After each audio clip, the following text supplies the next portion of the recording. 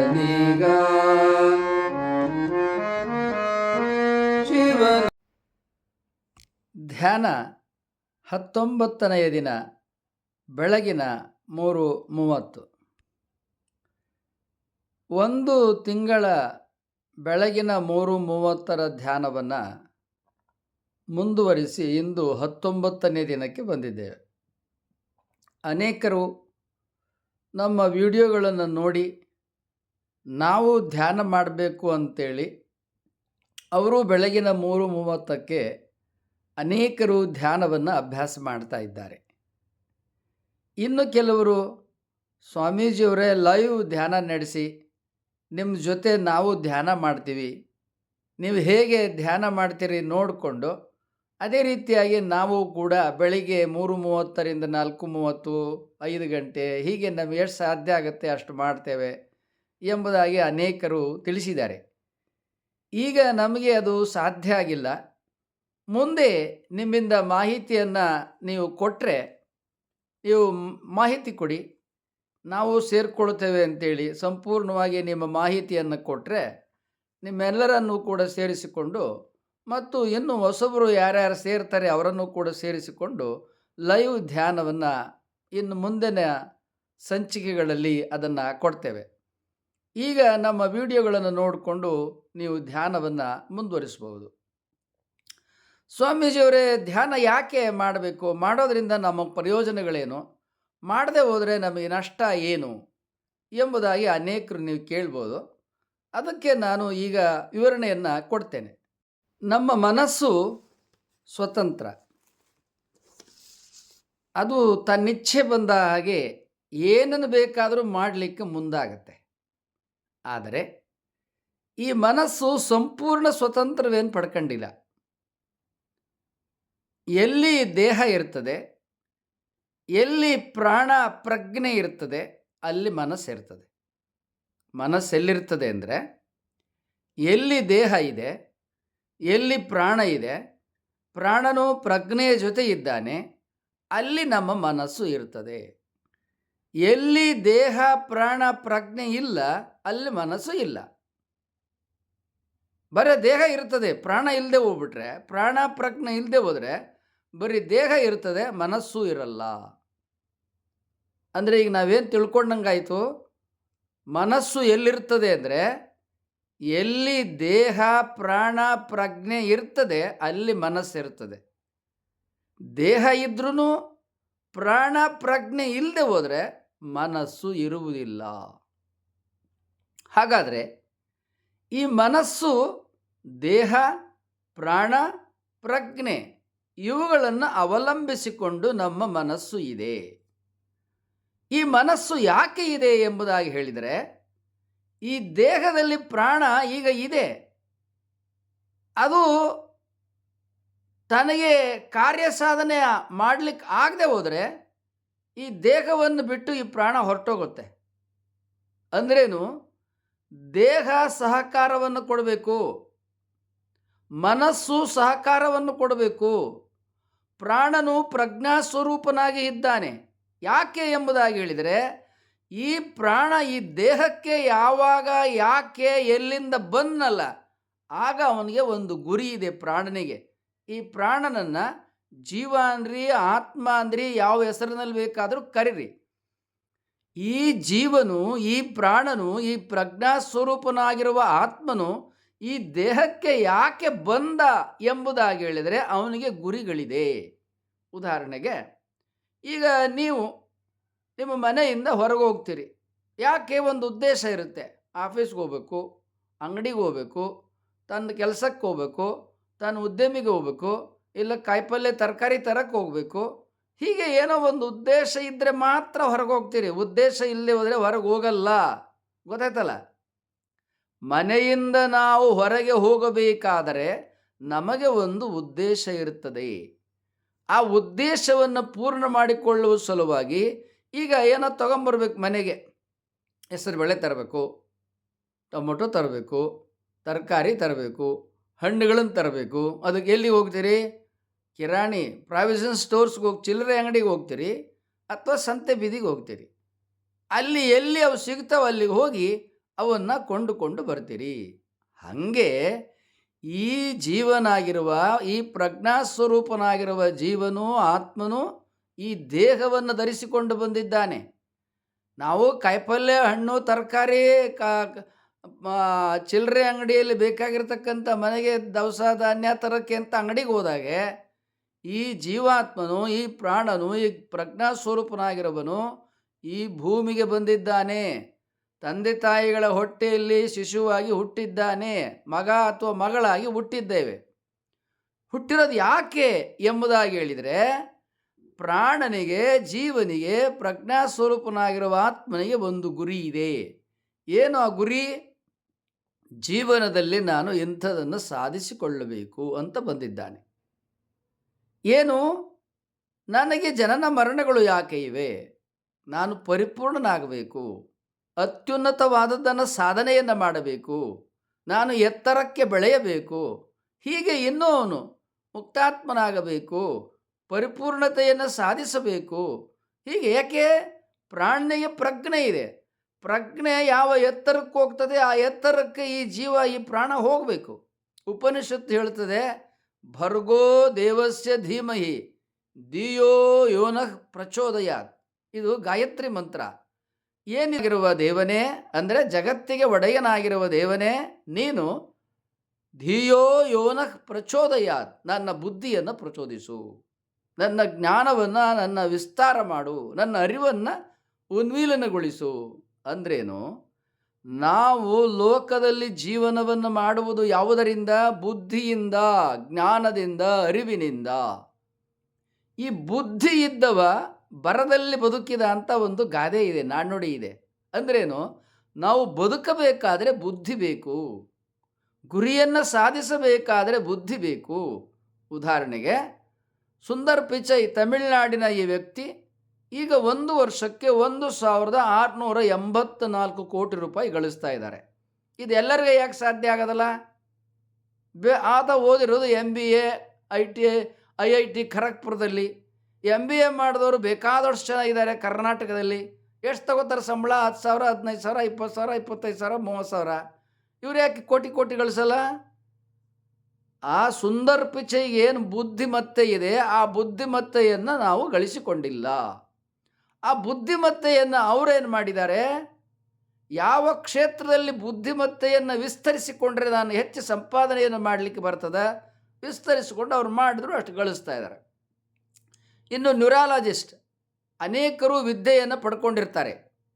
ಅವರು ನ್ಯೂರಾಲಜಿಸ್ಟ್ ಜಗತ್ತಿನಲ್ಲಿ 10 ಜನ ಹೈಯೆಸ್ಟ್ ಅರ್ನಿಂಗ್ಸ್, ಇಡೀ ಜಗತ್ತಿನೊಳಗೆ 10 ಜನ ಶ್ರೀಮಂತರು ತಾವು ತಮ್ಮ ಪ್ರೊಫೆಷನ್ನಿಂದ ತಾವು ಪಡೆದಿರ್ತಕ್ಕಂಥ ವಿದ್ಯೆಯಿಂದ ಗಳಿಸ್ತಾ ಇರ್ತಕ್ಕಂಥವರಲ್ಲಿ 8 ಜನ ಡಾಕ್ಟರ್ಸ್ಗಳೇ ಇದ್ದಾರೆ. 8 ಜನ ಡಾಕ್ಟರ್ಸ್ಗಳು ಮೊದಲ 8 ಸ್ಥಾನವನ್ನು ಪಡ್ಕೊಂಡಿದ್ದಾರೆ. ಇವರು ಯಾರಪ್ಪ ಎಂಬುದಾಗಿ ಹೇಳಿದರೆ, ಇವರೆಲ್ಲರೂ ನ್ಯೂರಾಲಜಿಸ್ಟ್ಗಳು, ನರರೋಗ ತಜ್ಞರು. ನರರೋಗ ತಜ್ಞರು 1 ವರ್ಷಕ್ಕೆ ಇವರು 580 ಕೋಟಿ ರೂಪಾಯಿಯನ್ನು ಗಳಿಸ್ತಾರೆ 1 ವರ್ಷಕ್ಕೆ. ಬೇರೆಯವ್ರಿಗೆ ಇದು ಯಾಕೆ ಸಾಧ್ಯ ಆಗೋದಲ್ಲ ಅಂದರೆ, ಇಲ್ಲೆಲ್ಲ ಸ್ಟಡಿ ಮಾಡೋದಿದೆ. ಕೆಲವರು ಇನ್ನೂ ಜಾಸ್ತಿ ಗಳಿಸ್ತಾರೆ. ಅಂದರೆ ಪ್ರೊಫೆಷನಲ್ಸ್ ಹೇಳ್ತಾ ಇರೋದು, ವಿದ್ಯೆಯ ಬಲದಿಂದ. ನರರೋಗ ತಜ್ಞರು ಯಾಕಷ್ಟು ಗಳಿಸ್ತಾರೆ ಅಂದರೆ, ಮನುಷ್ಯ ಸಂಪೂರ್ಣವಾಗಿ ನರಗಳಿಂದ ಇದ್ದಾನೆ. ನಮ್ಮ ನರಗಳನ್ನು ಬಿಚ್ಕೊತ ಹೋದರೆ ಈ ಭೂಮಂಡಲವನ್ನು 30 ಸುತ್ತು ಬರ್ಬೋದು. ಅಷ್ಟು ನರಮಂಡಲಗಳು, ಅಷ್ಟು ಉದ್ದ ನಮ್ಮ ದೇಹದಲ್ಲಿ ಅದಾವು. ಕೂದಲಿಗಿಂತೂ ತೆಳು. ಈ ನರಗಳು, ನಮ್ಮ ಕೂದಲಿಗಿಂತಲೂ ತೆಳುವಾಗಿರುವ ಈ ನರಗಳು, ಅವು ಕೊಳವೆ. ಅದರೊಳಗೆ ಆಮ್ಲಜನಕ ಮತ್ತು ರಕ್ತ ಸರಬರಾಜು ನಮ್ಮ ದೇಹದ ಎಲ್ಲ ಕಡೆಗೆ ಸರಬರಾಜು ಆಗ್ತಾ ಇರ್ತದೆ. ಅವನ್ನು ಕಳಿಸ್ಲಾಗ್ತಾ ಇರುತ್ತೆ. ರಕ್ತ, ಆಮ್ಲಜನಕ ಹೋಗ್ತದ ಬರ್ತದ ನಮ್ಮ ಶರೀರದ ಎಲ್ಲ ಕಡೆ. ಆದ್ದರಿಂದ ನಾವು ಆರೋಗ್ಯವಾಗಿದ್ದೇವೆ. ಈ ಸರಬರಾಜು ಆಗದೆ ಹೋದರೆ ಅಲ್ಲಲ್ಲಿ ದೋಷ ಉಂಟಾಗುತ್ತೆ, ಬ್ಲಾಕೇಜಸ್ ಆಗುತ್ತೆ. ಆಗ ಅಲೋಪತಿ ಡಾಕ್ಟರ್ಸ್ ಏನಂತಾರೆ? ಸರ್ಜರಿ ಮಾಡೋಣ, ಅದನ್ನು ಕಟ್ ಮಾಡಿ ನಾವು ಹೊಸ ನರವನ್ನು ಅಲ್ಲಿ ಕೂಡಿಸ್ತೇವೆ, ಸ್ಟಂಟ್ ಅಳವಡಿಸ್ತೇವೆ, ಲೇಸರ್ ಚಿಕಿತ್ಸೆಯನ್ನು ಮಾಡ್ತೇವೆ ಅಂತ ಹೇಳ್ತಾರೆ. ಅಂದ್ರೇನು? ಯಾವ ನರಮಂಡಲ, ಯಾವ ನರ ಸರಿಯಾಗಿ ಕೆಲಸ ಮಾಡಲ್ಲ, ಆ ಭಾಗವನ್ನು ಬ್ಲಾಕೇಜಸ್ ಇರುತ್ತೆ ಅಲ್ಲಿ ಕಟ್ ಮಾಡಿ ಅಲ್ಲಿ ಸ್ಟಂಟನ್ನು, ಲೇಸರ್ ಚಿಕಿತ್ಸೆ ಅಥವಾ ಸ್ಟಂಟ್ ಅಳವಡಿಕೆ ಶಸ್ತ್ರಚಿಕಿತ್ಸೆಯನ್ನು ಮಾಡ್ತಾರೆ. ಅಂದರೇನಾಯಿತು? ನಮ್ಮ ದೇಹ ಈ ನರಮಂಡಲಗಳು ಸರಿಯಾಗಿ ಕಾರ್ಯವನ್ನು ಮಾಡದೆ ಹೋದರೆ, ಈಗ ನೀರು ಸಿಂಕ್ ಇರುತ್ತೆ, ಅಲ್ಲಿ ನೀರು ಹೋಗದೆ ಹೋದರೆ ಏನು ಮಾಡ್ತೀವಿ ನಾವು? ಆ ರಂಧ್ರಗಳಿಗೆ ತೆಂಗಿನ ಕಡ್ಡಿಯಾಗಿ ತಿವಿತೀವಿ. ಆಗ ಎಲ್ಲ ಕಸ ಕಟ್ಕೊಂಡಿದ್ದೆಲ್ಲ ಹೋದಾಗ ನೀರು ಹೋಗ್ತದೆ. ಹಂಗೆ ಈ ದೇಹದ ನರಮಂಡಲಗಳಲ್ಲಿ ರಕ್ತ ಆಮ್ಲಜನಕ ಬ್ಲಾಕೇಜಸ್ ಆಗ್ತದ, ನಮ್ಮ ಆರೋಗ್ಯ ಕೆಡ್ತದ. ನಮ್ಮ ಆರೋಗ್ಯವನ್ನು ಸಂಪೂರ್ಣವಾಗಿ ಗುಣ ಮಾಡಿಕೊಳ್ಳುವ ಉಪಾಯ ಮಹಾತ್ಮರು ಪರಮೇಶ್ವರನು ಪಾರ್ವತೀ ದೇವಿಯವರಿಗೆ ತಿಳಿಸಿದ್ದಾನೆ. ಏನದು? ಯೋಗವಿದ್ಯೆ. ಈ ಯೋಗವಿದ್ಯೆಯನ್ನು ನಿರಂತರವಾಗಿ ನಾವು ಮುಂದುವರಿಸಿದರೆ ನಮ್ಮ ಶರೀರಕ್ಕೆ ಯಾವ ಅನಾರೋಗ್ಯವೂ ಬರುವುದಿಲ್ಲ, ಯಾವ ಬ್ಲಾಕೇಜಸ್ಸು ಆಗುವುದಿಲ್ಲ, ಯಾವ ಸ್ಟಂಟ್ ಅಳವಡಿಕೆಯೋ ಲೇಸರ್ ಚಿಕಿತ್ಸೆಯೂ ಅಗತ್ಯ ಬರುವುದಿಲ್ಲ. ಅದಕ್ಕಾಗಿ ಧ್ಯಾನ. ಗೊತ್ತಾಯ್ತಲ್ಲ? ಧ್ಯಾನವನ್ನು ಯಾಕೆ ಮಾಡ್ತೇವೆ ಅಂತೇಳಿದರೆ, ಮೊದಲು ನಾವು ಸಂಪೂರ್ಣವಾಗಿ ಆರೋಗ್ಯವಂತರಾಗಿರ್ತೇವೆ, ನಮ್ಮ ದೇಹ ನರಮಂಡಲ ಸಂಪೂರ್ಣವಾಗಿ ಕಾರ್ಯಕ್ಷಮತೆಯಿಂದ ಕೆಲಸ ಮಾಡ್ತದೆ. ಇದು ಮೊದಲನೇದು. ಬರೀ ಆರೋಗ್ಯ ಇದ್ದರೆ ಅಷ್ಟೇ ಸಾಕ? ದುಡ್ಡು ಬೇಕು, ಹಣ ಬೇಕು. ಹಣ ಇಲ್ಲದೆ ಹೋದರೆ ನಾವು ಇಲ್ಲಿ ಜೀವನ ಮಾಡಲಿಕ್ಕೆ ಬರೋದಲ್ಲ. ಒಂದು ಕಾಲದಲ್ಲಿ ಸ್ವಾಮೀಜಿಗಳಿಗೆ ಅನೇಕ ಗುರುಗಳು ಬೋಧನೆ ಮಾಡ್ತಾಯಿದ್ರು, ಹಣವನ್ನು ಮುಟ್ಟಬಾರ್ದು, ಅದು ಮೈಲಿಗೆ, ಹಣವನ್ನು ಆಸೆ ಮಾಡಬಾರದು ಅಂತ. ಹಣ ಇಲ್ಲದೆ ಹೋದರೆ ಒಂದು ಇರುವೆನೂ ಒಂದು ಸೊಳ್ಳೆನೂ ನಿನ್ನ ಮಾತು ಕೇಳಲ್ಲ, ಕಡ್ದು ಮಡಗಿಬಿಡ್ತವೆ. ಮನೆ ತುಂಬ ಇರುವೆ ಆಗ್ತಾವೆ, ಮನೆ ತುಂಬ ಸೊಳ್ಳೆ ಆಗ್ತಾವೆ. ಯಾಕೆ? ಅವು ನಮ್ಮ ಮನೆಯನ್ನು ತಮ್ಮ ವಾಸಸ್ಥಾನ ಮಾಡ್ಕೊತವೆ. ಆಗ ನಮ್ಮ ಮನುಷ್ಯರು ನಾವು ಅಲ್ಲಿ ವಾಸ ಮಾಡೋಕ್ಕೆ ಬರ್ತದ? ಕ್ರಿಮಿ ಕೀಟ ಜೇಡ ಹಲ್ಲಿ ಜಿರಳೆ ಎಲ್ಲ ಮನೆ ತುಂಬ ವಾಸ ಮಾಡಿಬಿಡ್ತವೆ. ಆಗಲ್ಲಿ ನಾವು ವಾಸ ಮಾಡೋಕ್ಕೆ ಬರಲ್ಲ, ರೋಗದ ಆವಾಸಸ್ಥಾನ ಆಗ್ತತೆ. ಒಂದು ಮನೆಯನ್ನು ಸ್ವಚ್ಛ ಮಾಡದೆ ಹೋದರೆ ಇರುವೆ, ಸೊಳ್ಳೆ, ಜಿರ್ಲೆ, ಹಲ್ಲಿ, ಕಪ್ಪೆ, ಚೇಳು, ಜರಿ, ಹೀಗೆ ಅನೇಕ ನೊಣ ಇಂಥ ಕ್ರಿಮಿಕೀಟಗಳು ತುಂಬಿಕೊಳ್ತವಲ್ಲ, ಹಂಗೆ ನಮ್ಮ ದೇಹವೂ ಕೂಡ ಸಪ್ತ ವ್ಯಸನಗಳು, ನೊಣ ಸೊಳ್ಳೆ ಇದ್ದಂಗೆ, ಅಷ್ಟಮದಗಳು ಜಿರ್ಲೆ ಜೇಡ ಇದ್ದಂಗೆ. ಅಷ್ಟಮದಗಳು, ಸಪ್ತ ವ್ಯಸನಗಳು, ಷಡೂರ್ಮಿಗಳು ಅಂದರೆ ಕಾಮಕ್ರೋಧ ಲೋಭ ಮೋಹ ಮದಮತ್ಸರಗಳು, ಇಂಥ ಸರ್ಪಗಳು, ಪಂಚ ವಿಷಯಗಳು, ಎಲ್ಲವೂ ಕೂಡ ಏನು ಮಾಡ್ತವೆ ಎಂಬುದಾಗಿ ಹೇಳಿದರೆ ಈ ಜೀವನನ್ನು ದಾರಿ ತಪ್ಪಿಸ್ತವೆ. ಅವನಿಗೆ ಒಂದು ಗುರಿ ಇರ್ತದೆ. ಯಾಕೆ ಗುರಿ ಏನದ?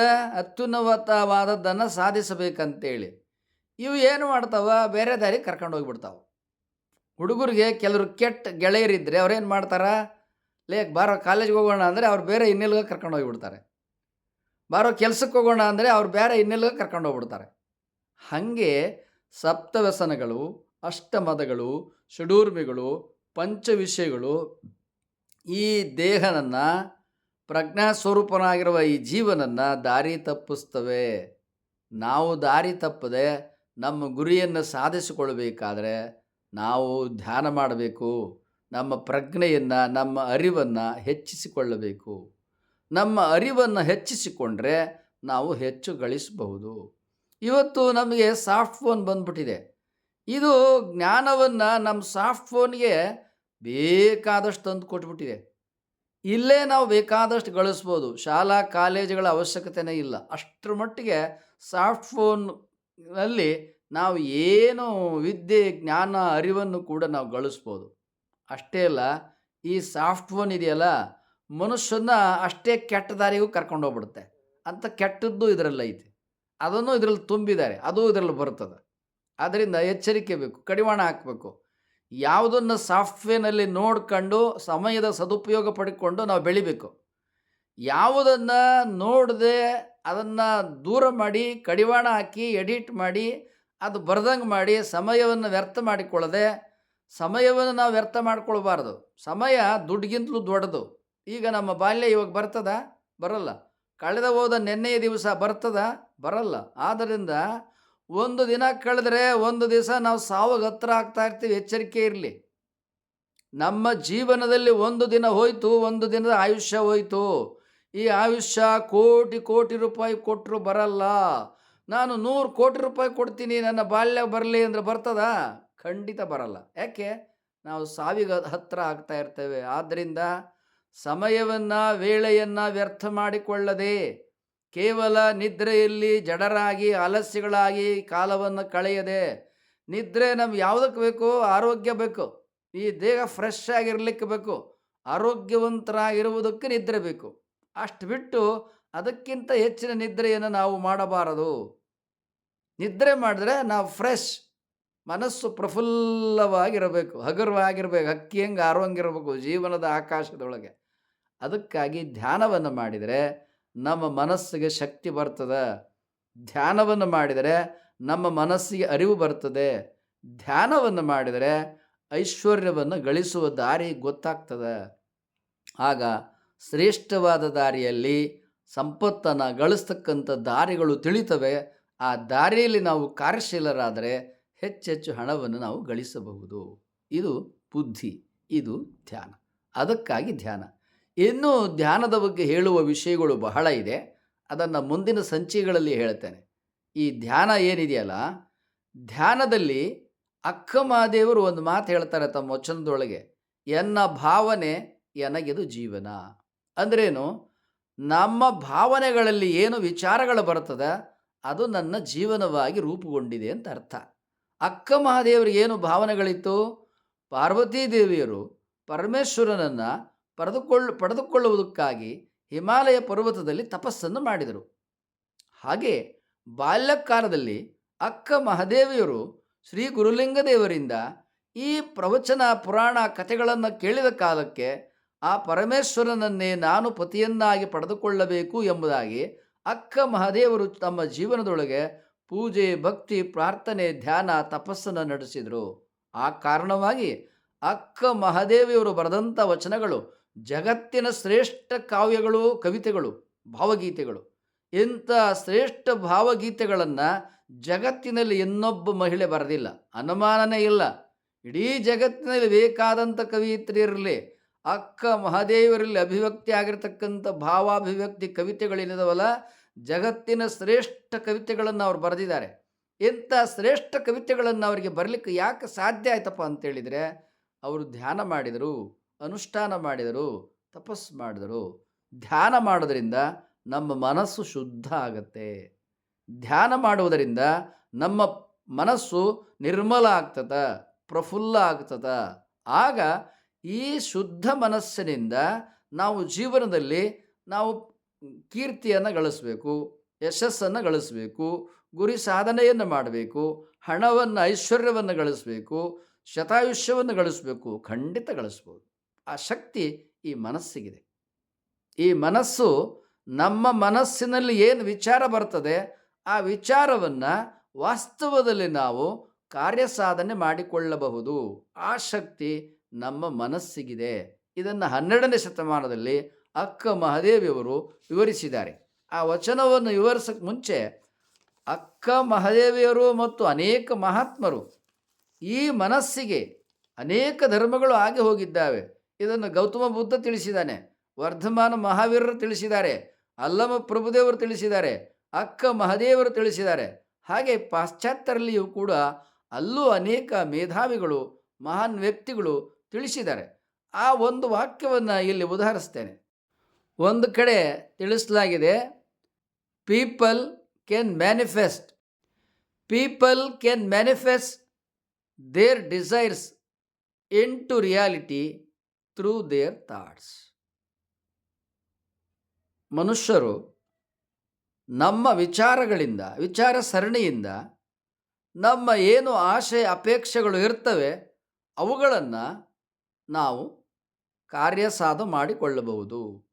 ವಾಸ್ತವಕ್ಕೆ ಅವನ್ನು ವಾಸ್ತವದಲ್ಲಿ ಪಡೆದುಕೊಳ್ಳಬಹುದು. ನಮ್ಮ ಮನಸ್ಸು ಏನು ವಿಚಾರ ಮಾಡ್ತದೆ ಅದನ್ನು ನಾವು ಪಡೆದುಕೊಳ್ತೀವಿ. ಈಗ ಮನೆಯಿಂದ ಹೊರಗೆ ಹೋಗ್ತೀವಿ, ಏನಿರ್ತದೆ ವಿಚಾರ? ಕಾಯಿಪಲ್ಯ ತರಬೇಕು, ತರ್ತೀವ? ಇಲ್ಲ. ಅಂಗಡಿಗೆ ಹೋಗ್ತೀವಿ, ಏನು ತರಬೇಕು? ದವಸ ಧಾನ್ಯ ತರಬೇಕು. ಇನ್ನೊಂದು ಕಡೆ ಹೋಗ್ತೀವಿ, ಏನು ತರ್ತೀವಿ? ಏನೋ ತರಬೇಕು. ನಗರಸಭೆಗೆ ಹೋಗ್ತೀವಿ, ಕರೆಂಟ್ ಬಿಲ್ಲು, ನೀರಿನ ಬಿಲ್ ಕಟ್ಟಕ್ಕೆ ಹೋಗ್ತೀವಿ. ಈಗ ಕರೆಂಟ್ ಬಿಲ್ ಫೋನಲ್ಲೇ ಕಟ್ಬಿಡ್ತೀವಿ. ನೀರಿನ ಬಿಲ್‌ನವ್ರು ಅವ್ರು ಇನ್ನೂ ಮಾಡಿಲ್ಲ.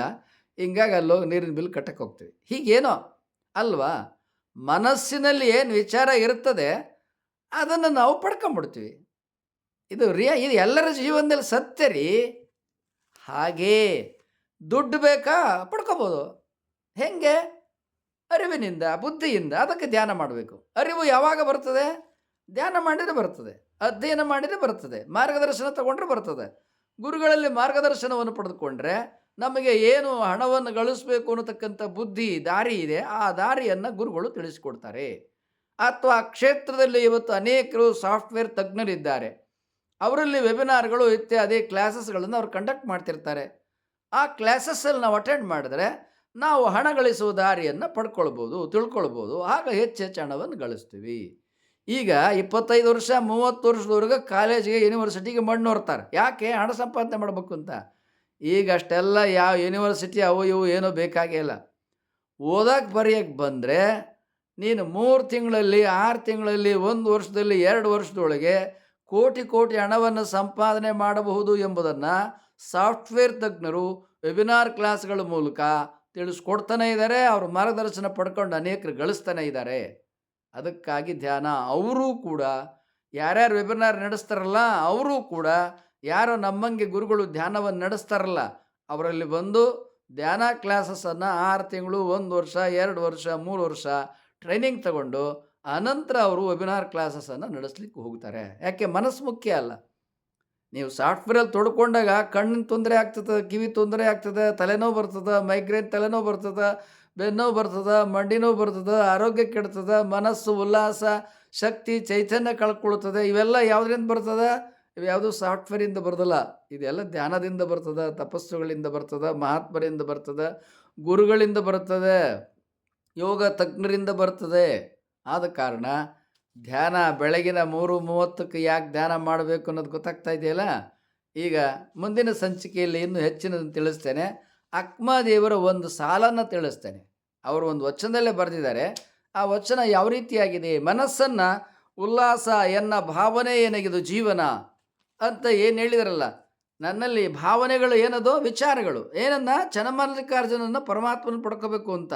ಅಕ್ಕಮಹಾದೇವರ ಜೀವನನೇ ಅದಾಗೋಯ್ತು.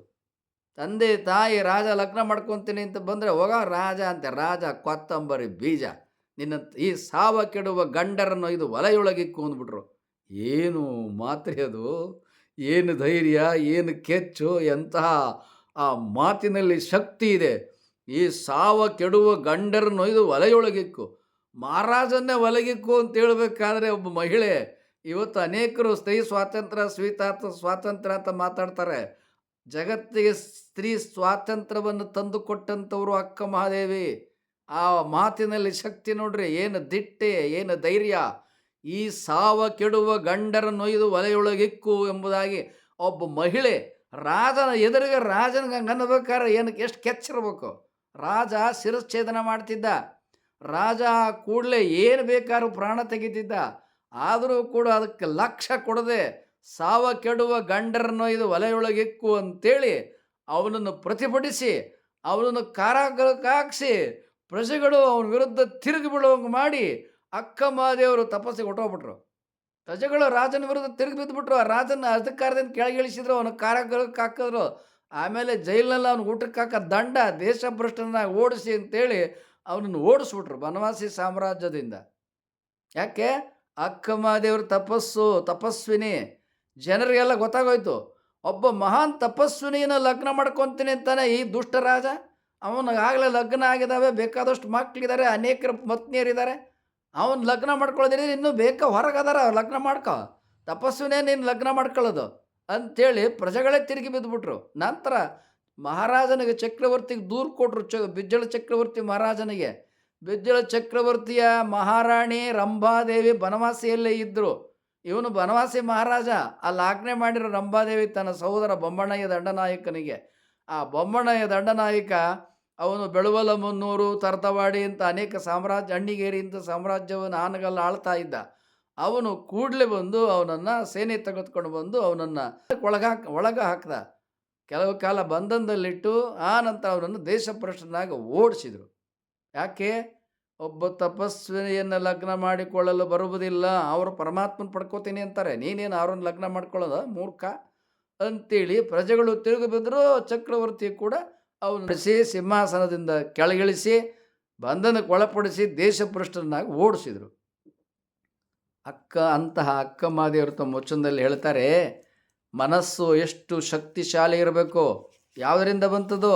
ಪೂಜೆ, ಪ್ರಾರ್ಥನೆ, ಧ್ಯಾನ, ತಪಸ್ಸು. ಅವ್ರು ಹೇಳ್ತಾರೆ, ಈ ಮನಸ್ಸಿದೆಯಲ್ಲ, ಮನೆ ಕಸ ಗುಡಿಸ್ತೇ ಹೋದರೆ, ಸಾರಿಸ್ತೇ ಹೋದರೆ, ತೊಳೆದೇ ಹೋದರೆ ಏನಾಗ್ತದೆ? ಕಸ ತುಂಬ್ಕೊಂತದ. ಧೂಳು, ಕಸ, ಕ್ರಿಮಿ, ಕೀಟ. ಅದಕ್ಕೆ ನಾವೇನು ಮಾಡ್ತೀವಿ? ಅದನ್ನು ಗುಡಿಸ್ತೀವಿ, ಒರೆಸ್ತೀವಿ, ತೊಳಿತೀವಿ, ಎಲ್ಲ ಮಾಡ್ತೀವಿ. ಹಂಗೆ ಮನಸ್ಸು ಜೇಡ, ಧೂಳು, ಕಸದ ದೇಹ ಮನೆ. ನಮ್ಮ ಮನೆ ಧೂಳು, ಕಸ, ಜೇಡ ಅವು ಇವು ತುಂಬಿಕೊಂಡಾಗ ಹೇಗೆ ನಾವು ಸ್ವಚ್ಛ ಮಾಡ್ಕೊಂಡು ನಿರ್ಮಲ ಮಾಡ್ಕೊಳ್ತೇವೆಯೋ ಹಾಗೆ ಈ ದೇಹ ಅನ್ನತಕ್ಕಂಥ ಮನೆಯನ್ನು ಕೂಡ ಧ್ಯಾನ, ಪೂಜೆ, ನಿರ್ಮಲತ್ವ, ಅಧ್ಯಯನ, ಅನುಷ್ಠಾನ, ಮಾರ್ಗದರ್ಶನ, ಸನ್ನಡತೆ, ಸದ್ಗುಣ, ಸಚ್ಚಾರಿತ್ರ, ಸದ್ವಿಚಾರ ಇವುಗಳಿಂದ ನಿರ್ಮಲ ಮಾಡಿಕೊಳ್ಳಬೇಕು, ಶಕ್ತಿಶಾಲಿಯನ್ನಾಗಿ ಮಾಡ್ಕೋಬೇಕು. ಅದಕ್ಕಾಗಿ ಧ್ಯಾನ. ಅಕ್ಕಮಾದೇವರು ಹೇಳ್ತಾರೆ, ಮನಸ್ಸನ್ನು ಹೇಗೆ ಅವರು ಶುದ್ಧ ಮಾಡಿಕೊಂಡ್ರು ಅವರ ವಚನದಲ್ಲಿ ಹೇಳ್ತಾರೆ.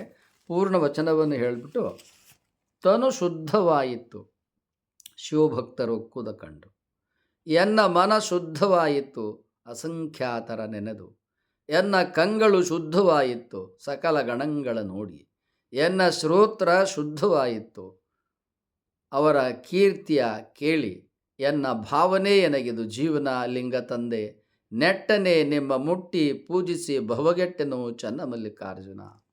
ಈ ವಚನದೊಳಗೆ ಅಕ್ಕ ಮಹಾದೇವಿಯರು ತಮ್ಮ ಮನಸ್ಸನ್ನು ಹೇಗೆ ಶುದ್ಧ, ನಿರ್ಮಲ, ಉತ್ಸಾಹ ಮಾಡಿಕೊಂಡರು ಎಂಬುದನ್ನು ಈ ವಚನದಲ್ಲಿ ವಿವರಿಸಿದ್ದಾರೆ. ಇಡೀ ವಚನವನ್ನು ಇನ್ನೊಂದು ಸಂಚಿಕೆಯಲ್ಲಿ ವಿವರಿಸ್ತೇನೆ. ಈಗ ಎನ್ನ ಭಾವನೆ ಎನಗದು ಜೀವನ, ಎನ್ನ ಕಿವಿ ಶುದ್ಧವಾಯಿತು ಸಕಲ ಗಣಗಳ ವಾಣಿಯ ಕೇಳಿ. ಶ್ರೋತ್ರ ಮಹಾತ್ಮರ ವಾಣಿಯನ್ನು ಕೇಳಿ ನನ್ನ ಕಿವಿ ಶುದ್ಧ ಆಯಿತು, ಅವರನ್ನು ನೋಡಿ ನನ್ನ ಕಣ್ಣು ಶುದ್ಧ ಆಯಿತು, ಅವರನ್ನು ನೆನೆದು ನನ್ನ ಮನಸ್ಸು ಶುದ್ಧವಾಯಿತು. ಹಾಗೆ ಮನಸ್ಸು ಶ್ರೇಷ್ಠವಾದದ್ದನ್ನು ಧ್ಯಾನಿಸಬೇಕು. ಮನಸ್ಸು ಇದು ಖಾಲಿ ಮನಸ್ಸಿದು. ನಾವು ಬೆಳಗ್ಗೆ ಎದ್ದು ಹೇಳ್ತೀವಲ್ಲ, ಉಲ್ಲಾಸವಾಗಿರ್ತದಲ್ಲ. ಯಾಕೆ ಮನಸ್ಸು ಅವಾಗ ಖಾಲಿಯಾಗಿರ್ತದೆ, ಅಲ್ಲೇನೂ ಇರಲ್ಲ, ಸ್ವಚ್ಛ ಇರ್ತದೆ ಮನಸ್ಸು. ಶಾಲೆಯಲ್ಲಿ ಅಧ್ಯಾಪಕರು ಬೋರ್ಡ್ ಮೇಲೆ ಬರಿಬೇಕಾರೆ ಏನು ಮಾಡ್ತಾರೆ? ಮೊದಲು ಬೋರ್ಡೆಲ್ಲ ಅಳಿಸ್ಬಿಡ್ತಾರೆ, ಖಾಲಿ ಬೋರ್ಡ್ ಇಟ್ಕೋತಾರೆ. ಆಗಲ್ಲಿ ಬೋರ್ಡ್ ಮೇಲೆ ಹೊಸದು ಬರೀಲಿಕ್ಕೆ ಬರ್ತದೆ ಮಕ್ಕಳಿಗೆ ಪಾಠನ. ಹಂಗೆ ಬೆಳಿಗ್ಗೆ ನಾವು ಎದ್ದ ಕೂಡಲೇ ನಮ್ಮ ಮನಸ್ಸು ಖಾಲಿ ಬೋರ್ಡ್ ಇರ್ತದೆ. ಆ ಖಾಲಿ ಬೋರ್ಡಲ್ಲಿ ಏನು ಬರಿಬೇಕು? ಮಹಾತ್ಮರ ವಾಣಿ, ಅರಿವು, ಬುದ್ಧಿಮತ್ತೆ, ಸದ್ಗುಣ, ಸದ್ವಿಚಾರ, ನಾನು ಜೀವನದಲ್ಲಿ ಶ್ರೇಷ್ಠವಾದದನ್ನು ಸಾಧಿಸಬೇಕು, ಉನ್ನತ ಎತ್ತರಕ್ಕೆ ನಾನು ಹೋಗಬೇಕು, ಅದನ್ನೆಲ್ಲ ಅಲ್ಲಿ ಬರ್ಕೋಬೇಕು ಆ ಮನಸ್ಸಿಗೆ. ಆಗ ನಾವು ಶ್ರೇಷ್ಠವಾದದನ್ನು ಸಾಧಿಸ್ತೇವೆ. ಅದಕ್ಕಾಗಿ ಧ್ಯಾನವನ್ನು ನಡೆಸೋಣ. ಪ್ರಾರ್ಥನೆ, ಧ್ಯಾನ. ಮೊದಲಿಗೆ 6 ಉಸಿರಾಟಗಳು. ಸಿದ್ಧತೆ ಆರಂಭ.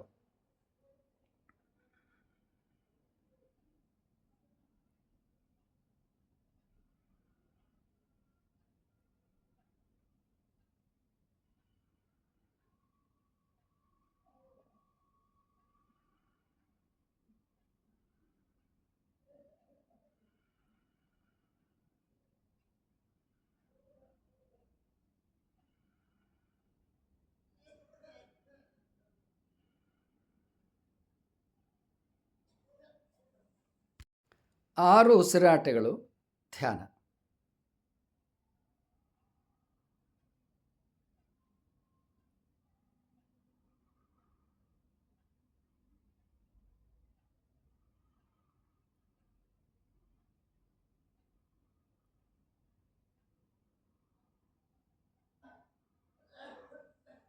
ಹನ್ನೆರಡು ಉಸಿರಾಟಗಳು.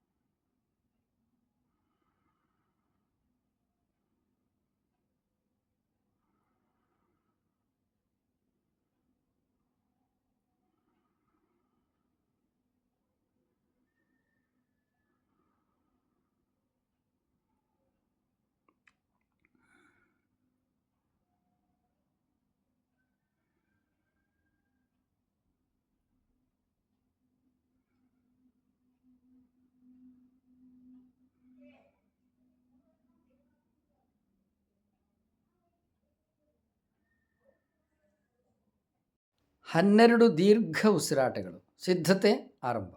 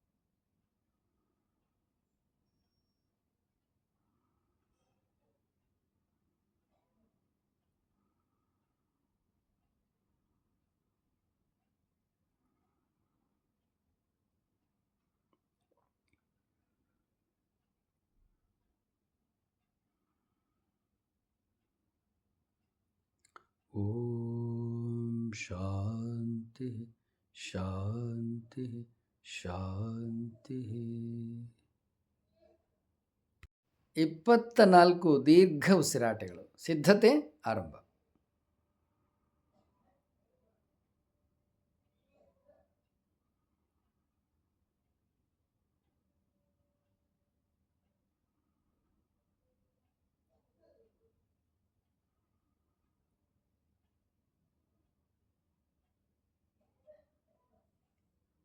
ಹಲ್ಲು ನೋವು, ಹುಳುಕು ಹಲ್ಲು, ಹಲ್ಲು ಒಸಡಿನಲ್ಲಿ ರಕ್ತಸ್ರಾವ ಗುಣವಾಗಲು ಶಿವ ದಂತಕಾಂತಿಯನ್ನು ಉಪಯೋಗಿಸಿರಿ.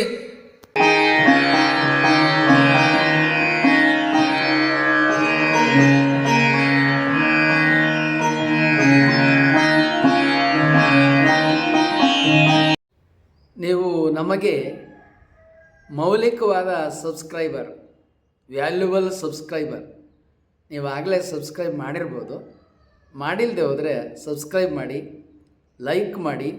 ಅಲ್ಲಿ ಬೆಲ್ ಬಟನ್ ಬರುತ್ತೆ, ಬೆಲ್ ಬಟನನ್ನು ಒತ್ತಿ. ನಿಮ್ಮ ವಾಟ್ಸಪ್ಪಲ್ಲಿ ಅನೇಕರ ನಂಬರ್ಗಳಿರುತ್ತೆ. ಕನಿಷ್ಠ 10 ಜನಕ್ಕೆ ಈ ವಿಡಿಯೋಗಳನ್ನು ನೀವು ಕಳುಹಿಸಿ.